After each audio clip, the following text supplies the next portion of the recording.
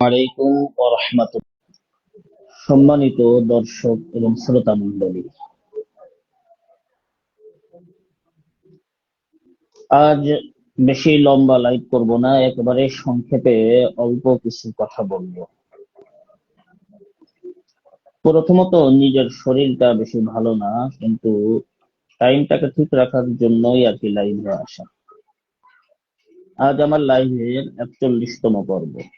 আপনারা হেডিং হিসেবে দেখতে পাচ্ছেন, অযোগ্য ব্যর্থ ইন্টেরিমের কারণে জুলাই বিপ্লব শেষ এবং চাটুকার আমলাদের কারণে বিএনপি শেষের পথে। শেষ এখনো লেখিনি, শেষের পথে এটা লিখছি।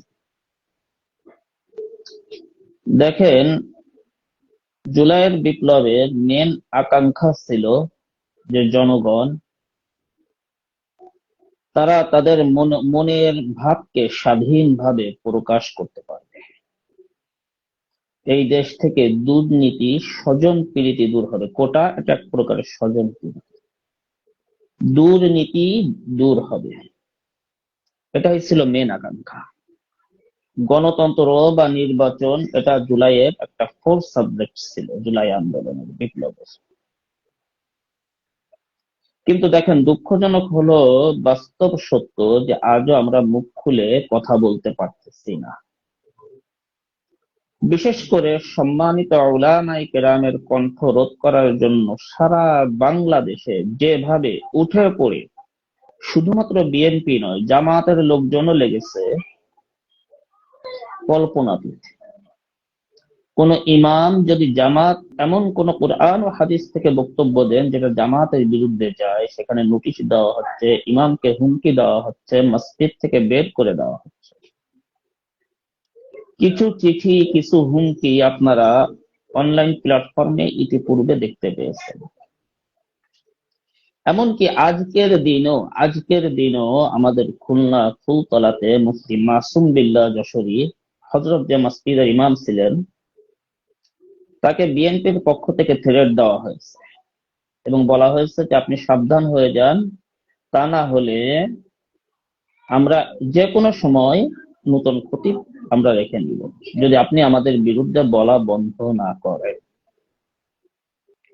তিনি তার মসজিদের দায়িত্ব ছেড়ে দিয়ে নিজ এলাকায় চলে গিয়েছেন। কথা হলো যে আমি আমার মুখ থেকে যে আজকে কথা বলতেছি আপনার বিপক্ষে, আপনার বিরুদ্ধে যাচ্ছে, আপনার দলের বিরুদ্ধে যাচ্ছে, আপনার দলের বিপক্ষে যাচ্ছে। আপনার জন্য করণীয় কি? সুস্থ বিবেক কি বলে? ভদ্রতা কি বলে? আপনার ভিতরে যদি মার্জিত স্বভাব থাকে, তাহলে উচিত তো এটাই যে আমাকে যুক্তি, তর্ক বা প্রমাণের আলোকে ভুল প্রমাণ করে আমাকে আপনার দলভুক্ত করে নেবেন। যদি আপনি এটা না করে আমার মুখটাকে বন্ধ করতে আসেন, এটা স্বৈরাচার, এটা স্বৈরাচারী মানসিকতা, এতে কোনো সন্দেহ নেই, এটা নাই।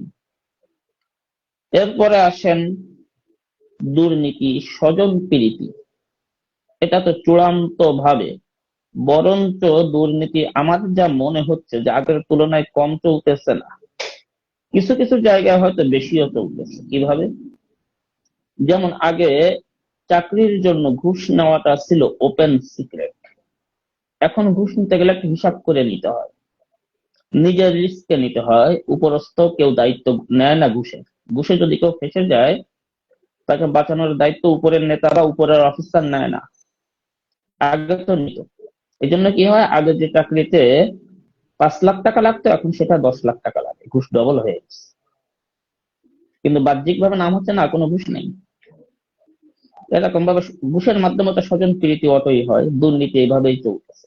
হ্যাঁ, কিছু কিছু জায়গায় যে উন্নতি হয় না তা না, হয়েছে, কিন্তু এরকম বিষয়টা চলতেছে। আমি এই সরকারকে ব্যর্থ বলতেছি কয়েকটা কারণে। 1 নাম্বার, সর্বপ্রথম এই যে আন্দোলনটা হয়েছিল, এই আন্দোলনে যারা শহীদ হয়েছেন, যারা আহত হয়েছেন, সরকার তো নির্বাচন দিয়ে চলে যাওয়ার জন্য ব্যস্ত হয়ে গেছে। শহীদদের ফ্যামিলিকে দীর্ঘস্থায়ী কোনো ভাতা না, দীর্ঘস্থায়ী ভাতার ব্যবস্থা যদি করা হয়, তাহলে ফ্যাসিস্ট স্বৈরাচার আওয়ামী লীগের ৭১-এর মুক্তিযুদ্ধ বেচার মতো জুলাই ২৪ বিক্রি হবে। এইভাবে ধারাবাহিক এটা চলতে থাকবে। এদের জন্য কোনো কোটা না, কোনো কোটা বিষয়টা না, শুধুমাত্র যে ফ্যামিলি থেকে শহীদ হয়েছে ওই ফ্যামিলিকে, ওই লোকটা জীবিত থাকলে ফ্যামিলি তার উপর একটা ভর করে চলতো, ওই ফ্যামিলিটাকে একটা প্রজন্ম এস্টাবলিশড হতে পারে এমন কোন একটা ব্যবস্থা করে দেওয়া। চাই সেটা সে ফ্যামিলির থেকে একজন ব্যক্তির চাকুরি দিয়ে হোক, চাই এককালীন কিছু অর্থ দিয়ে তাদেরকে ব্যবসা বাণিজ্যে সহযোগিতা করে হোক, এমন কিছু একটা এককালীন করে দেওয়া এটা উচিত ছিল। এমনকি যারা আহত হয়ে পঙ্গুত্ব বরণ করছে তাদের ফ্যামিলির এরকম দায়িত্ব নেওয়া, সকল আহতদেরকে উপযুক্ত চিকিৎসা দেওয়া। উভয় জায়গায় এই ইন্টারিম পরিপূর্ণভাবে ব্যর্থ। ব্যর্থতা ষোলকলা পূর্ণ করছে আরেকটা জায়গায়, সেটা হলো ফ্যাসিস্ট আমলের প্রশাসনকে সরাইতে পারেনি এই ইন্টারিম। সেই প্রশাসন আপন জায়গায় বহাল রয়েছে। আর তার সব থেকে বড় প্রমাণ, খুন করে, গুম করে, মানুষের কাছ থেকে চাঁদা তুলে, টেন্ডারবাজি করে, মানুষকে পিটিয়ে হাত পা ভেঙে দিয়ে এর পরেও অপরাধীরা বাহির দিয়ে ঘুরে বেড়ায়। একই জায়গায় একটা ঘটনা সংঘটিত হয়, হাজারো লোক উপস্থিত থাকে, হাতে গোনা কয়েকজন যাদের দাড়ি আছে, টুপি আছে, তাদেরকে গ্রেফতার করা হয়। ইন্টারিম চূড়ান্ত ব্যর্থ। আজ একটা কথা বলি, ইন্টারিমে যারা আছেন উপদেষ্টা পরিষদে, আমার জায়গা থেকে বলছি এক দুইজন বাদে বাকি যারা আছেন না দায়িত্বে, আপনারা উপদেষ্টা হিসেবে বসছেন তো কাদের কারণে? এই যাদের রক্তের উপরে দাঁড়িয়ে তাদের তো কোনো ব্যবস্থা করলেন না। এক দুইজন বাদে বাকিরা আপনাদের নিজ এলাকায় যে একটা মেম্বারই নির্বাচনে দাঁড়িয়ে জেতার ক্ষমতা আছে? না, নেই। কিন্তু রাষ্ট্রের প্রধান হয়ে বসে রয়েছেন। এখানে একটু কৃতজ্ঞতা বোধ তো থাকা, একটা কুকুরেরও কৃতজ্ঞতা থাকে। একটা কুকুর তার মুনিপের প্রতি কৃতজ্ঞতা প্রকাশ করে, আপনারা এটা করতে পারলেন না অথবা করলেন না, দুইটার যে কোনো একটা। জানি না কেন শহীদ শরীফ উসমান হাদি রহমতুল্লাহ আলাইহি তিনি এই কথাগুলো বলতেন, এই জন্য তাকে সরিয়ে দেওয়া হলো। তার আসামিকে ধরার ক্ষেত্রেও আপনারা উপযুক্ত কোনো পদক্ষেপ নিলেন না, কোনো পদক্ষেপ নেন নাই। যা নিয়েছেন এগুলো আইওয়াশ, এর দ্বারা আমরা ভুলবো না, ঠিক আছে? আর বিএনপি, জনাব তারেক রহমান সহ বিএনপির নীতি নির্ধারণী পর্যায়ে যারা আছে, কেন্দ্রীয় পর্যায়ে, বিভাগীয় পর্যায়ে, জেলা পর্যায়ে, থানা পর্যায়ে, আমি আপনাদের সবাইকে বলতেছি, আমাকে আপনাদের প্রতিপক্ষ মনে করেন, আপনাদের কল্যাণকামী হিসেবে বলতেছি।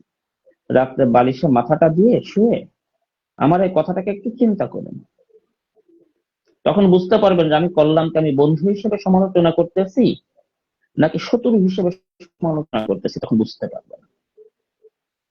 আজ প্রশাসন আপনার পক্ষ নেওয়ার কারণে, আপনাদের পক্ষ নেওয়ার কারণে আজকের প্রশাসন জনগণের অন্তর থেকে কিন্তু আপনারা বের হয়ে যাচ্ছেন। জনগণের ভিতরে আপনারা স্বৈরাচার হিসেবে জনগণের অন্তরে জায়গা করে দিচ্ছেন। চাটুকার আমলা, চাটুকার প্রশাসন আপনাদেরকে ধ্বংস করে দিচ্ছে। আপনারা দেখতেছেন প্রশাসন আপনাদের পক্ষে না, এটা আপনাদের পক্ষে যাচ্ছে না। প্রশাসন আপনাদেরকে তৈলমর্দন করতেছে নিজেদের পিঠকে বাঁচানোর জন্য, কিন্তু বিনিময়ে আপনাদেরকে শেষ করে দিচ্ছে। আপনারা শেষ হয়ে যাচ্ছেন, জনগণের অন্তর থেকে আপনারা বের হয়ে যাচ্ছেন। সুতরাং এই প্রশাসনের যে সকল আপনাদেরকে তৈলমর্দন করতেছে, আপনাদের লোকজন অপরাধ করলে ধরতেছে না, আপনাদের লোকদেরকে ছেড়ে দিচ্ছে, আপনাদেরকে সুযোগ দিচ্ছে যে সকল আমলারা, প্রশাসনের যে সকল লোক, যে সকল বিচারক, ওয়াল্লাহ, আল্লাহর কসম, এরা কেউ আপনাদের ভালো চায় না। এরা চায় আপনারা ধ্বংস হয়ে যান, এই জন্য এটাই করতেছে।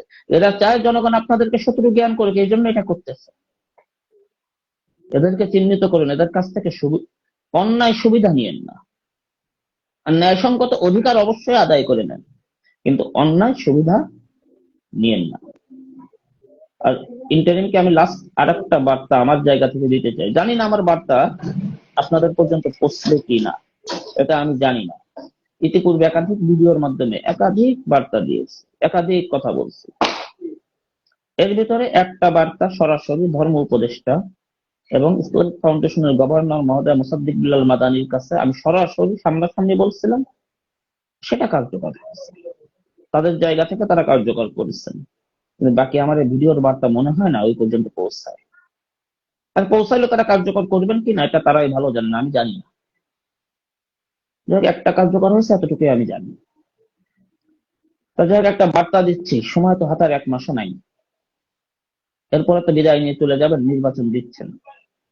যাওয়ার আগে অন্তত পক্ষে শহীদ শরীফ উসমান হাদি রহমাতুল্লাহ আলাইহির হত্যাকারীদের বিচার যদি করতে নাও পারেন, এই বিচারটা আপনাদেরকে কে বাধাগ্রস্ত করলো, কাদের কারণে করতে পারেননি, তাদের নামটা উন্মোচন করে দিয়ে এরপরে যে অন্তত জনগণের ঘৃণার থেকে, জনগণের কাছে ফ্যাসিস্ট হওয়ার থেকে, ব্যর্থ হওয়ার থেকে অন্তত এই একটা কাজ হলো আপনাদেরকে কিছুটা দায় মুক্তি দেবে, এটা আশা করি। আল্লাহ পাক আপনাদেরকে সহি বুঝদান করুন। বিএনপির নেতা কর্মীদেরকে, বিশেষ করে যারা বিএনপির নীতি নির্ধারণী পর্যায়ে আছেন, আপনাদেরকে আল্লাহ সহি বুঝদান করুক। চাটুকার তেলবাজ আমলা ও প্রশাসনের তৈলমর্দন থেকে আল্লাহ পাক আপনাদেরকে হেফাজত করুক। দেশ ও ইসলাম কল্যাণ আপনাদেরকে কাজ করার তৌফিক দান করুক। ওলামায়ে কেরামের মুখ বন্ধ করবেন না, ওলামায়ে কেরামকে সম্মান করেন, ওলামায়ে কেরামের সমালোচনাগুলোকে এটাকে গ্রহণ করে নিজেদেরকে শুধরে নেন। আল্লাহ আপনাদেরকে শেষের দিকে না, আস্তে আস্তে উত্তরোত্তর উন্নতির দিকে আল্লাহ পাক আপনাদেরকে নিবেন, এটার গ্যারান্টি আছে যদি আমার এই কথাটুকু রাখেন। আল্লাহ পাক আপনাদেরকে সহিহ বুঝদান করুক। ওয়া মা আলাইনা ইল্লাল বালাগ। আসসালামু আলাইকুম ওয়া রাহমাতুল্লাহ।